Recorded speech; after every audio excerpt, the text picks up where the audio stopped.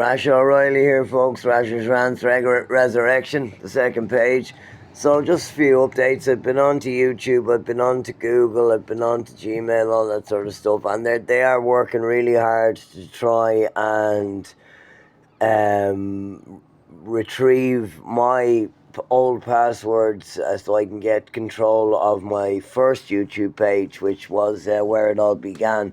My journey that started in depravity and debauchery and adultery and consumption of every known narcotic available to civilized man since 1547 AD. And Lord himself knows I had a great time doing it, but I didn't know how much hurt I was causing myself and the people around me because of the blinders that addiction puts over your eyes to allow you to act in the way that you're acting, which if you were sober you would know to the depths of your soul is wrong. And this is why we use, so we can do things that a sober mind would never choose to do willingly. Anyway, good morning, world. Good morning, YouTube, Instagram. Good morning, WhatsApp. Good morning, Facebook. Good morning, everybody. I love you all. And just remember, if you're a Christian like me, and I'm only new to the game, I was born into Christianity, but it was Roman Catholicism, which is an apostate church. And apostate means adversary, which is a word for the devil in the Bible. So they've been telling us the whole time. This is why they banned Irish people from learning Latin. So they couldn't actually read the Bible themselves. So they would have to come to Mass and give what few pennies they did have, which was meant to feed their families, to a corrupt priest who was probably having sex with their children who were altar boys without them even knowing, because nobody was allowed or brave enough to question the church back then. The Catholic Church has done more damage per head of population in the tiny island of Ireland here on the western tip of Europe than they did in all of the other nations and continents where they have committed the same satanic atrocities. But anyway, sorry, that went a bit dark. I am now in the light. Satan has no more control over me. I still get mad at God sometimes, but I don't question his reason because I have faith that it's not for me to know why bad things happen to good people. I don't have an explanation for that. I don't, because I'm not God. I just trust that he knows what he's doing, And I don't think it's fair sometimes. But then down the line, another thing will happen that will show you, well, this is why that bad thing happened to that good person, because it stopped 1 million bad things happening to 10 million good people. The needs of the many outweighing the needs of the few. That's just a human take on it. As I said, I don't know the mysteries of God. I'm just trying to walk a Christian life as often and as frequently and as truthfully as possible. God bless y'all. Rasha O'Reilly at Rasha's Rants, now on multiple social media. This is Rasha's Rants Resurrection page.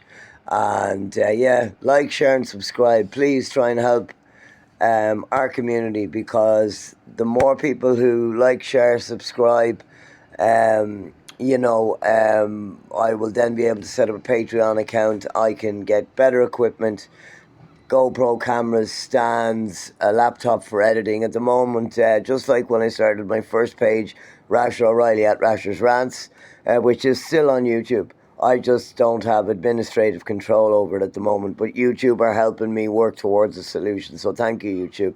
But I just wanted to say good morning. God bless you all. Live, love, and laugh today, because today is Friday. It's the end of the week. You can let your hair down, maybe, if you're not working any shifts over the weekend. If you don't have a job, maybe this is the weekend that will precede you getting your dream job. So hang on in there, people. Never lose hope. Never give in. Never surrender. And only trust in God above. The word of man is corrupt. And the word of the preachers and the imams and the rabbis has been corrupted, but not by them, by the enemy, the divine enemy, He who created a third of the heavenly host to abandon God and follow Lucifer on a fool's folly, thinking that they could take on their own creator and somehow win. But then when they realized they couldn't win, it became a battle for human souls, because we are, as far as we know from the contact that has been declassified, that we have made with other beings from other either solar systems or dimensional realities, that they are fascinated with humans because there are other planets with life there where the beings don't have souls. They have a consciousness, but they were the ones to explain to early man that your soul and your consciousness are two separate things. Not everything that has a conscience has a soul, you know, but everything that has a soul definitely has a conscience. Anyway, I love you all, even those of you, or especially those of you who are hating because I'm doing so well. I will pray for you, keep you in my prayers. I love you. Anybody that says hateful things about me, I love you, I forgive you. I know it's not the real you. I know it's not the best version of you, but it's deep down inside you. Because if I could find it in me when I thought I was completely broken and abandoned by the world and God himself who created me, I just had to have a spiritual awakening. And it came into my life when it was supposed to happen, as it was supposed to happen, on the appointed day, the appointed time, the appointed place, written in the book of life in heaven before I was even born. And that's how unshakable my faith is. And God is testing me, you know, on one side, on my right shoulder. And on my left shoulder, Satan wants me back because Lucifer thought he had me. He thought I was one of his best soldiers because I could make witchcraft look harmless and fun. And you know, because it was an older practice than Christianity, that we were the first Jennies on the block, if you know what I mean. We were the first gang on the corner, you know. So how could these upstarts that are only between 4,000 and 7,000 years old right when we've been right for 50,000 years? But, you know, this is the nature of deception. Anyway, and I say that with great humility because I was a very good pagan. I did not indulge in human sacrifice of any kind, because I just had to say a simple prayer in Spanish to a Santeria saint and give her offerings, praise and thanks. And I made great money from it. I met beautiful, intelligent women that were promiscuous as I was at the time. And I thought I was hurting no one. Lesson learned. I was hurting myself. I was pushing myself further and further and further and further away from God, who has a purpose for me. The only reason I can know that my faith is unshakable is because bad thing after bad thing after bad thing keeps happening in my life, either to me or to the people I love around me. But I never question God or blame him for it anymore. When I see people saying, I'm not sure about God because why do bad things happen to good people? I said, because God gave man free will. And free will means you have a choice to be a good person or a bad person every day that you wake up. If you are compos mentis and you know the nature of good and evil, and every being in the universe, known and unknown, knows the difference between right and wrong. We feel it in our guts, whether we are willing to acknowledge it with our voice or not. Even the animal kingdom knows these things. They're probably more plugged into it than we are, because we have lost our sixth sense, which is our spiritual radar. We have lost that through all the distractions, through all of Lucifer's workings, you know, through Hollywood, through the very industry that I work in, music, you know. But you don't have to be a part of the Luciferian side of music to be a great musician. You know, you shouldn't be in it for the money. You should be in it for the love of the craft. The money is just a nice added bonus. Because some days you go out before you get recognised and maybe get signed or get somebody to sponsor you to go out on tour. What, you know, if you're getting recognition enough that you're starting to fill small, you know, places like the Olympia, then you know, you're being recognised. You're being given a reward for your hard work. But it's never about the money. The money is the last thing you should be doing it for. If you didn't start out playing music for the love of music, because you wanted to be a musician and not just an appreciator of music, you know, before you got to the part where you thought, I wonder, could I get paid for this, you know? That should be the last thing you think of, even if you've got the greatest talent in music or art or writing or painting, whatever art form. Dance, particularly dance. Dance is very expressive. Dance, music, and, dance and music and the singing that goes along with music are the three most powerful art forms to me, and are the three most spiritual art forms to me. And I just want to, before I finish this video, thank a very, very dear friend of mine. And I'll keep her name out of it because I didn't ask her permission, but she gave me this yesterday. I don't know if you can see that, and you're not getting to see the inscription on the back. I just thought that at a time when I needed another sign from God that somebody cared, I was handed this at the exact moment when I needed it. So there you go. That just strengthened my faith. It doesn't weaken it, you know. And it says, "Love, I made a wish and you came true." Isn't that beautiful, folks? That's from a very, very, very dear friend of mine. And yeah, I that's all I can say, because I haven't gotten her consent to speak about her by name.